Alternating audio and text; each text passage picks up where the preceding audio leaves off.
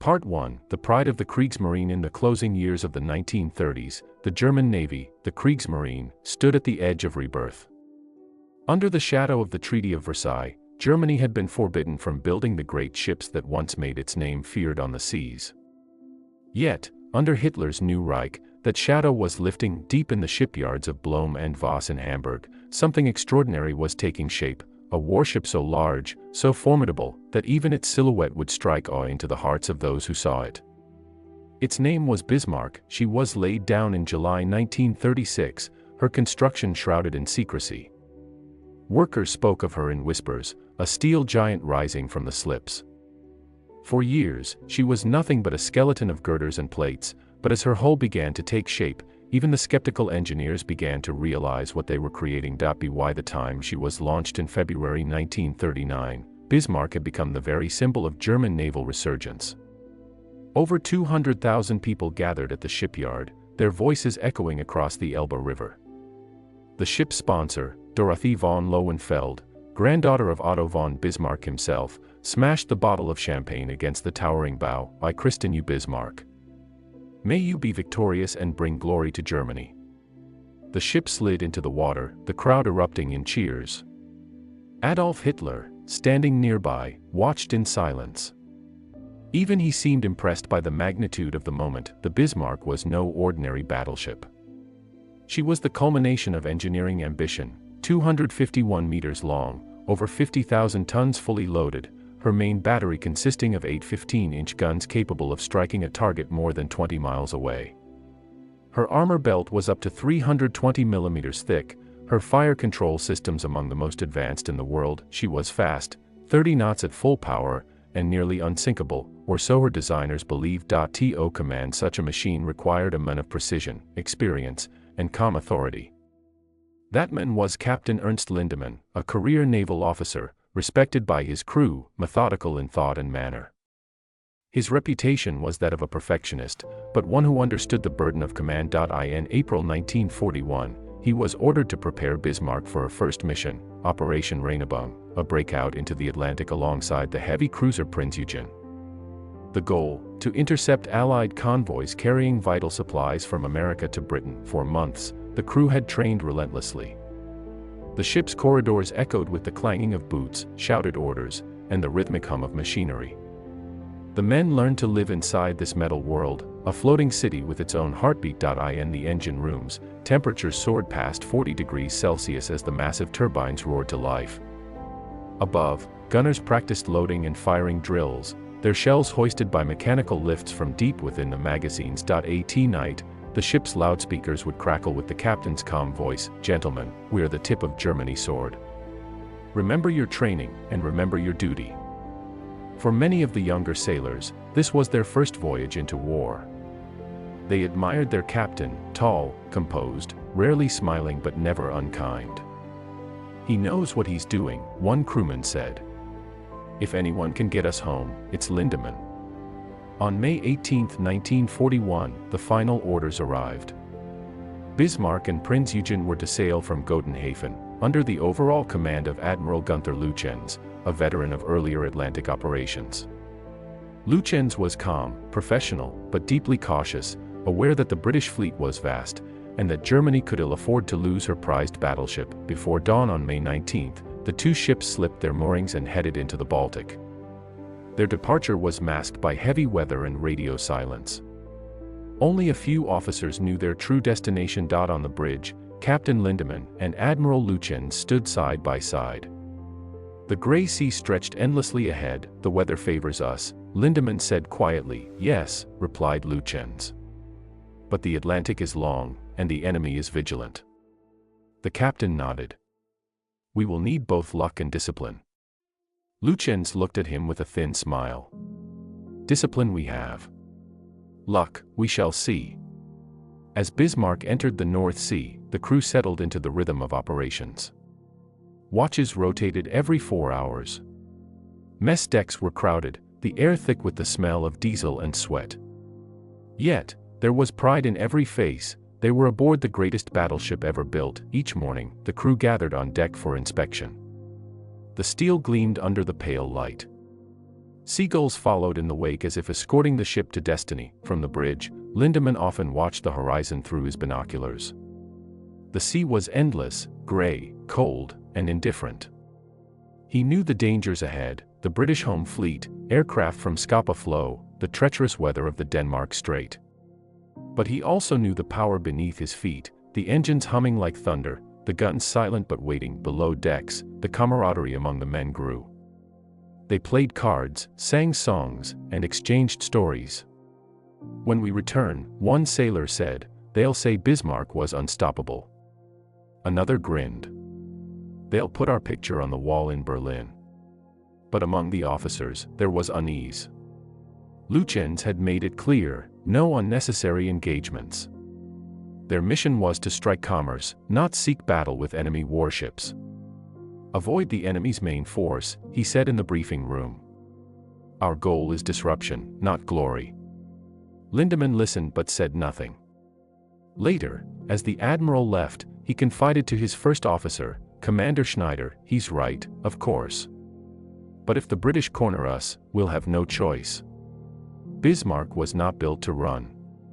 2 days later, they reached the icy waters near Norway.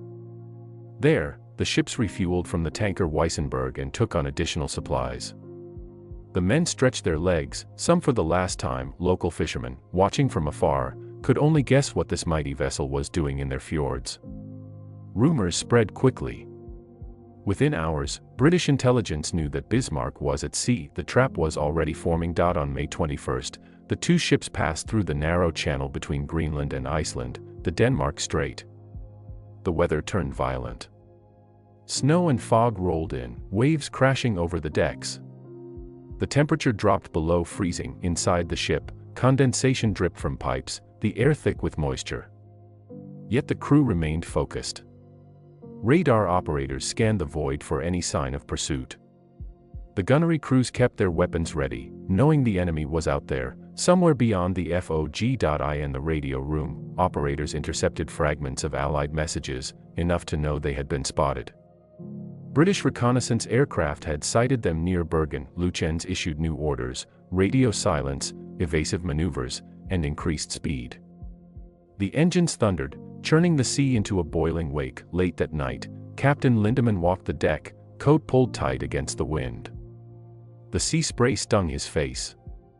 Somewhere out there, he knew, the Royal Navy was waiting: Hood, Prince of Wales, perhaps even King George V. He paused, looking back toward the faint lights of Prince Eugen. "The Atlantic is vast," he muttered to himself. But not vast enough. Behind him, a young officer approached. "Sir, do you believe we'll make it through?" Lindemann turned slowly. His voice was steady. "We'll make it. We have the finest ship ever built, the best crew a captain could ask for. But remember, Lieutenant, the sea takes what it wants. And she is never fair." By dawn on May 23rd, the lookout on Bismarck spotted distant shapes on the horizon, faint silhouettes cutting through the fog. They were British cruisers, shadowing the German ships from afar. The first contact had been made. From this moment, Bismarck was no longer the hunter.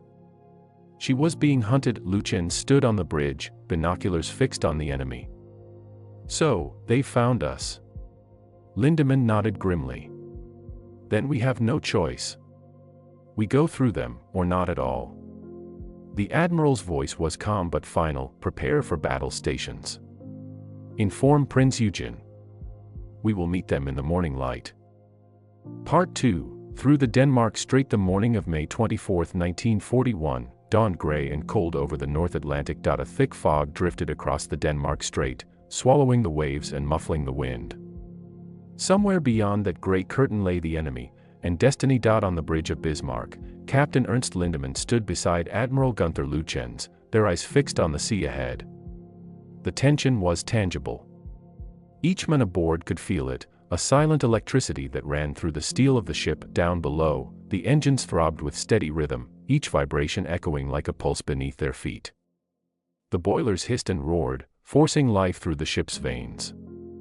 Sailors hurried through the narrow corridors, checking valves, tightening bolts, adjusting instruments. The great machine was ready. At 5:45, a lookout on the foretop called down through the voice pipe, "Enemy ships in sight. Bearing 203 degrees, closing fast." Lindemann lowered his binoculars and turned to Lütjens. "They've found us, Herr Admiral."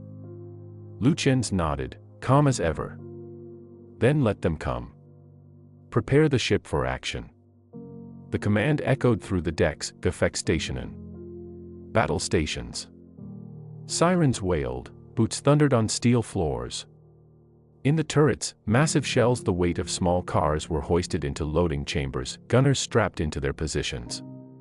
The air filled with the smell of oil, sweat, and fear. The British force was formidable, the battlecruiser HMS Hood, pride of the Royal Navy, and the brand-new battleship HMS Prince of Wales. Together, they were closing fast, guns already trained on the distant shadow that was Bismarck. The sea was brutal that morning. Waves smashed across the decks, spray whipping into the men's faces as they took their posts. Inside the armored citadel, the crew waited in silence, each heartbeat synchronized with the hum of the engines. Lindemann gave the order, "Bring all guns to readiness. Target the lead ship." He knew exactly who the lead ship was, Hood, the most famous warship in the world. For over 20 years, she had symbolized British power, parading across oceans as an untouchable icon. And now, in the freezing dawn of the North Atlantic, the pride of Britain faced the pride of Germany. At 5:52, Hood fired first. A flash tore across the gray horizon, followed by the deep, rolling thunder of her 15-inch guns. Moments later, shells screamed overhead, exploding in towering plumes of white water around Bismarck. The deck shuddered. Metal groaned, but the German ship held steady. "Return fire," Lindemann ordered. "Main battery, full salvo." The 8 15-inch guns of Bismarck roared as one. Each shell streaked through the fog, trailing fire and fury. The sea between the ships became a field of chaos, geysers of spray, bursts of flame, and the low, rolling echo of artillery over endless water. In the fire control room, officers worked furiously, calling out range and bearing. "Range 22,000 meters.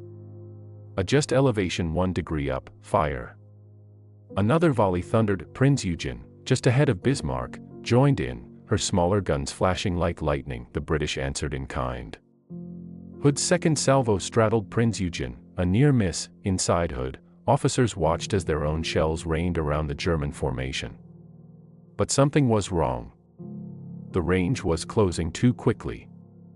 Hood's thinner deck armor, a relic of an earlier era, was vulnerable at long range. At 5:55, Bismarck shifted her aim. Lindemann turned to the gunnery officer. "Target the lead ship. Concentrate all fire on Hood." The next salvo hit. Observers aboard Bismarck saw bright flashes erupt on Hood's deck, secondary explosions.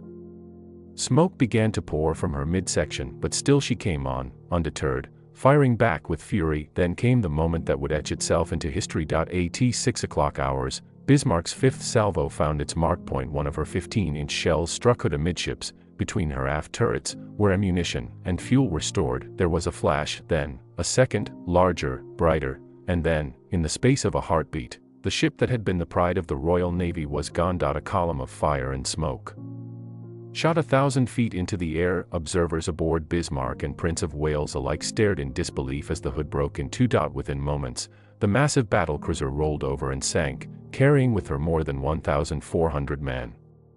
Only 3 survived. Silence swept over Bismarck's bridge. Even the roar of the guns seemed to fade. Lindemann lowered his binoculars, his voice barely a whisper. "She's gone." Admiral Lütjens removed his cap, bowing his head. "A great ship," he said quietly. "May God rest their souls." The men on the bridge said nothing. They had witnessed the death of legends, but there was no time for reflection. Prince of Wales was still fighting. Her salvos continued, shells crashing dangerously close. One struck Bismarck's bow, another pierced her hull near the forward tanks, rupturing a fuel line. Oil gushed into the sea, a black wound spreading across the gray water. In the control room, damage reports came flooding in. Hit on the starboard side, oil tank ruptured. Fuel pressure dropping. Seawater entering compartments 2 and 3. Lindemann's jaw tightened. "Seal the compartments. Keep her stable." He turned to the admiral. "We've been hit badly, Herr Lütjens. We've lost fuel, we won't make the Atlantic on full power. Lütjens said nothing for a moment. His expression was cold, analytical, but the weight of the situation was clear in his eyes. We continue. England must pay the price. The Prince of Wales, damaged herself by Bismarck's accurate fire, began to withdraw, her guns falling silent. The Germans held the field, but victory came at a cost. The Bismarck was wounded. On the upper deck, sailors looked down at the spreading slick of oil. The sea beneath them was dark and shimmering. One whispered, "They can follow us now, the oil will give us away." Lindemann overheard but said nothing. He simply stared at the trail stretching behind his ship like blood on the water. By mid-morning, the engagement was over. Hood was gone. Prince of Wales limped away. And Bismarck, though triumphant, was bleeding. Lütjens convened his officers in the chart room. The mood was grim. "Gentlemen," he began, "we have achieved a victory that will shake the Royal Navy to its core. But we are now in a precarious position.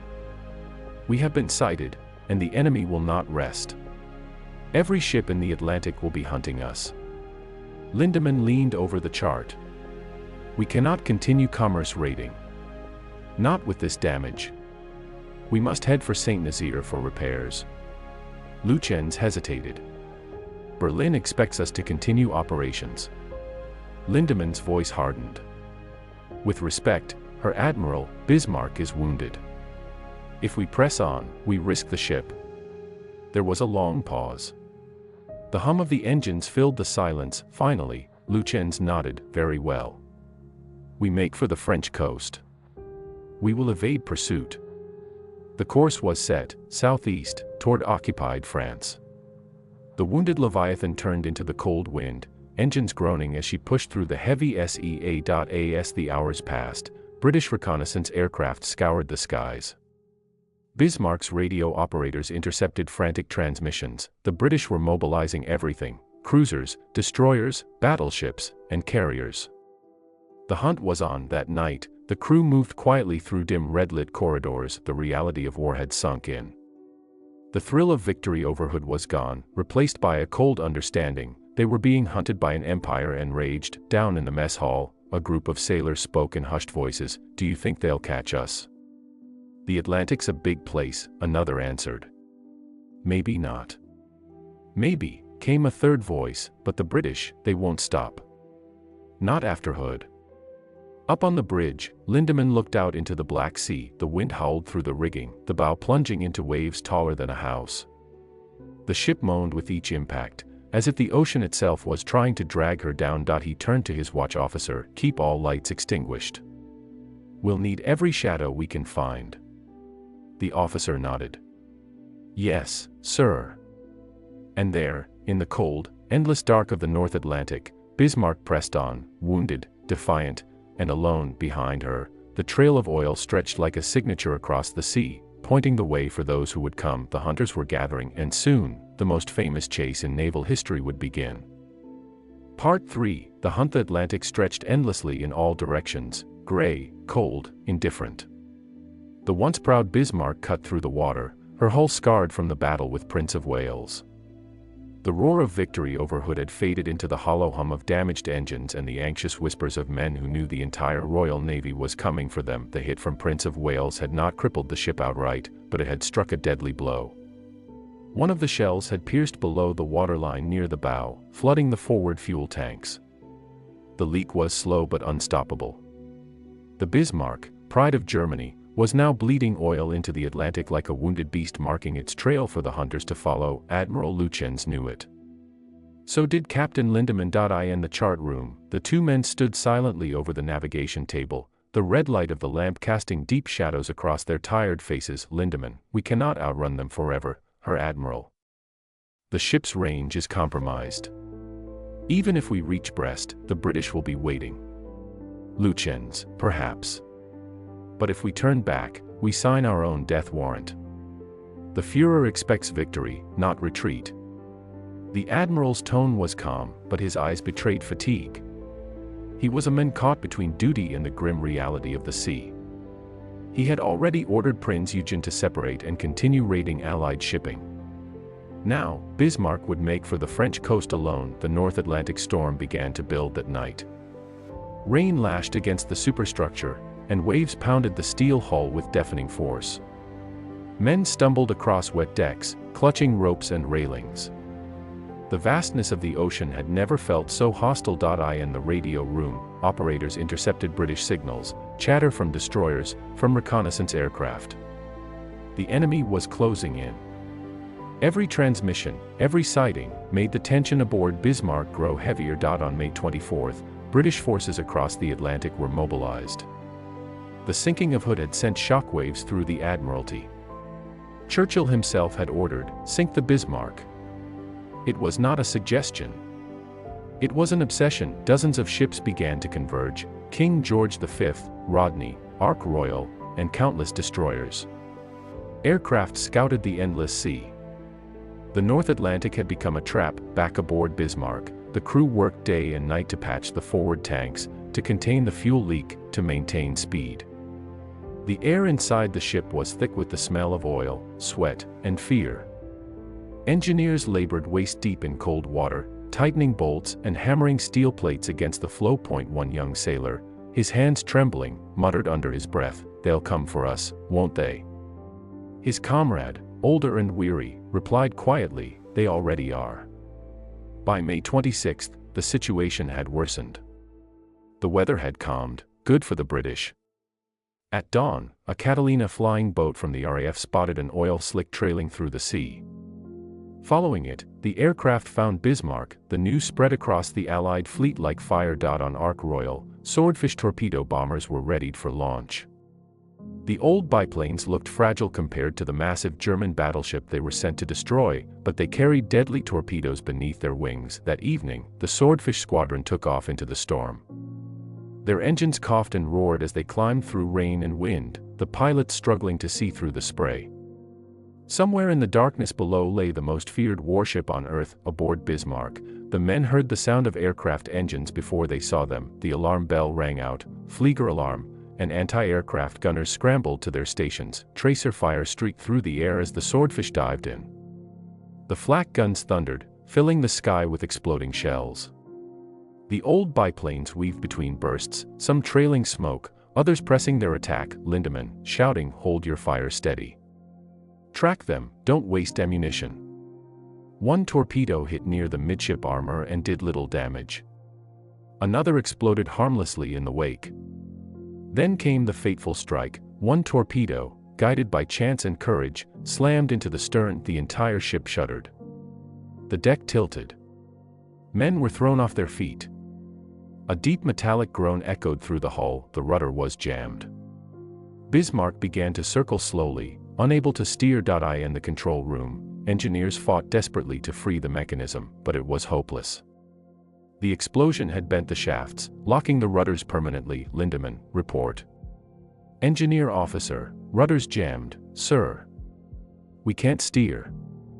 She's turning uncontrollably to port. Lindemann, try again. Engineer officer, we've tried everything. Lütjens said nothing for a long moment. Then, quietly, so it ends like this. The storm passed. The morning came gray and calm. The Bismarck drifted helplessly, engines running, turning in slow, sad circles on the open ocean. Destroyers harassed her through the night, firing torpedoes from a distance. The crew fired back, but exhaustion was setting in. Food was scarce. The wounded lay in the infirmary, listening to the thud of shells in the distance. Lütjens stood on the bridge, coat buttoned, face expressionless. He received a radio message from Berlin, filled with encouragement and promises of reinforcements that would never arrive. Lütjens, quietly to himself, the Atlantic is too wide for promises. He ordered the crew to prepare for battle. Tomorrow, they will come. We will not surrender this ship. In Portsmouth and Scapa Flow, British crews readied their guns. The hunt had lasted days, spanning thousands of miles. Now, it would end. Bismarck was crippled, but her guns still worked. Her crew, more than 2,000 men, knew what awaited them. Some wrote letters, never to be sent. Others polished their boots, adjusted their uniforms, As if preparing for inspection, the North Atlantic was eerily calm on the evening of May 26.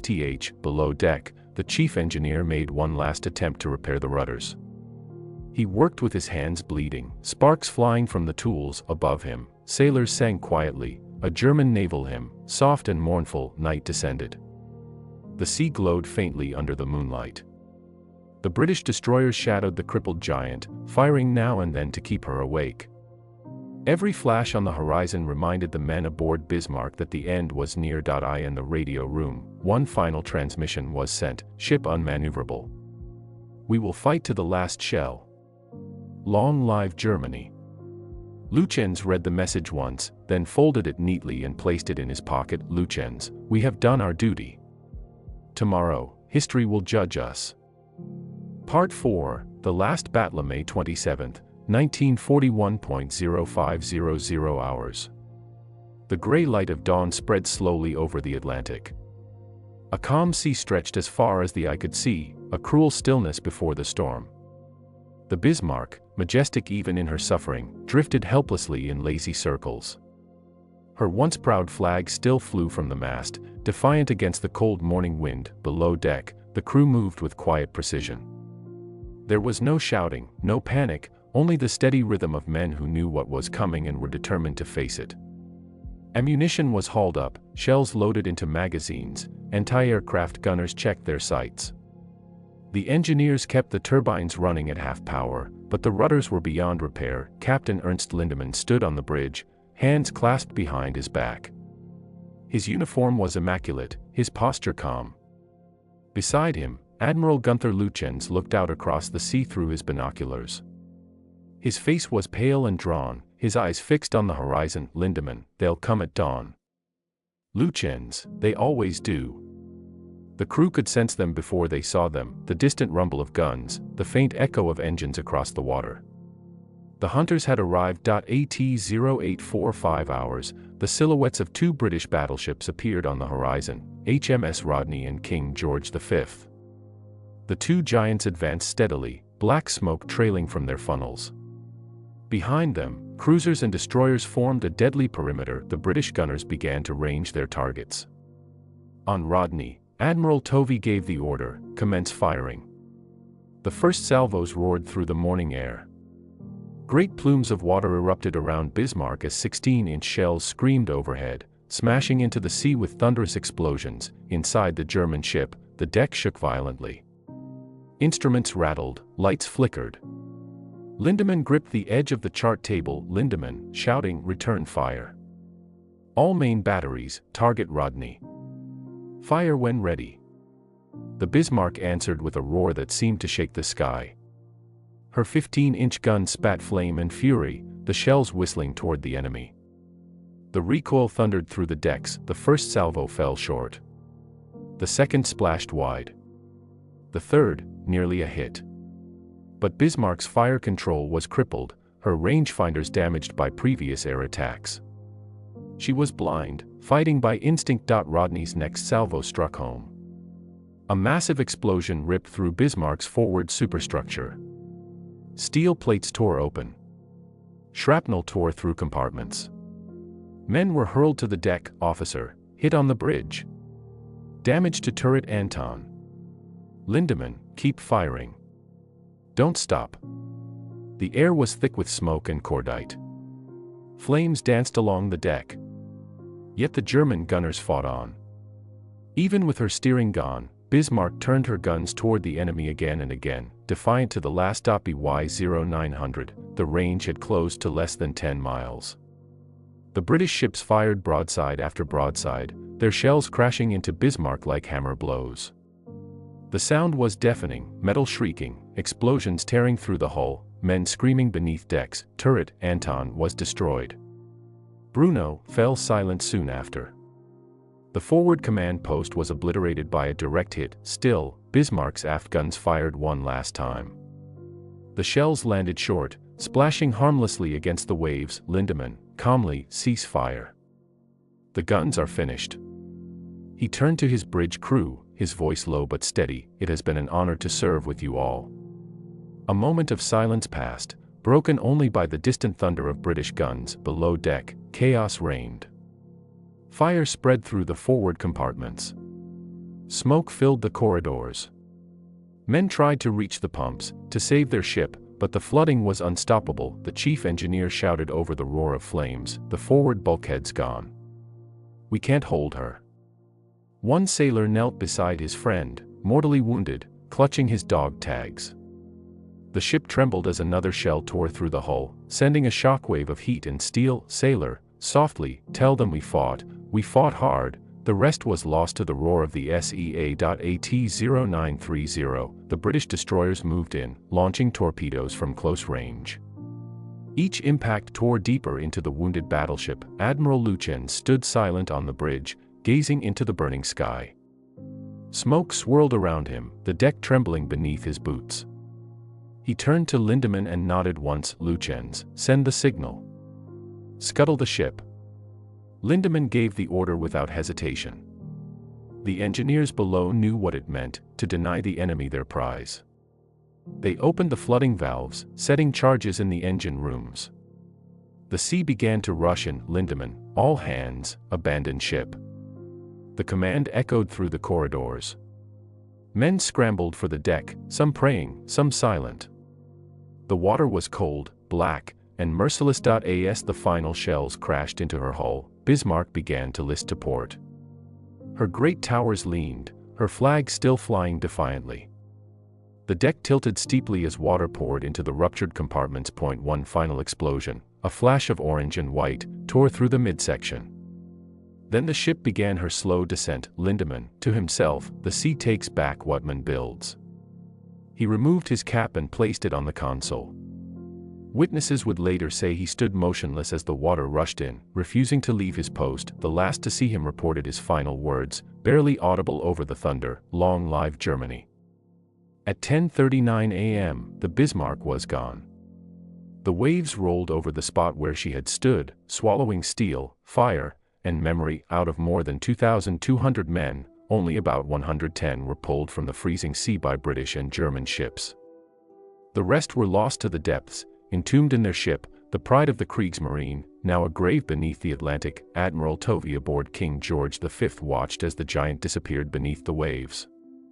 There was no cheer, no celebration. Only silence. The sailors stood at attention, caps removed. Even in victory, they felt the weight of the moment, the end of something larger than any one battle. In Berlin, the news reached the Naval Command hours later. Official communiques spoke of heroic sacrifice and glory in death. But in the hearts of those who had known the men aboard Bismarck, there was only sorrow. The ship had fulfilled her destiny, not as a terror of the seas, but as a symbol of courage, defiance, and the cost of pride. Far below, 4,700 meters beneath the surface, Bismarck rested in darkness, her hull broken but her flag still faintly visible in the silt. The Atlantic, vast and eternal, had claimed her. In the end, the Bismarck story was not one of victory or defeat, but of tragedy. She was the last echo of an age when nations built giants of steel to rule the seas, and learned, too late, that the ocean bows to no man.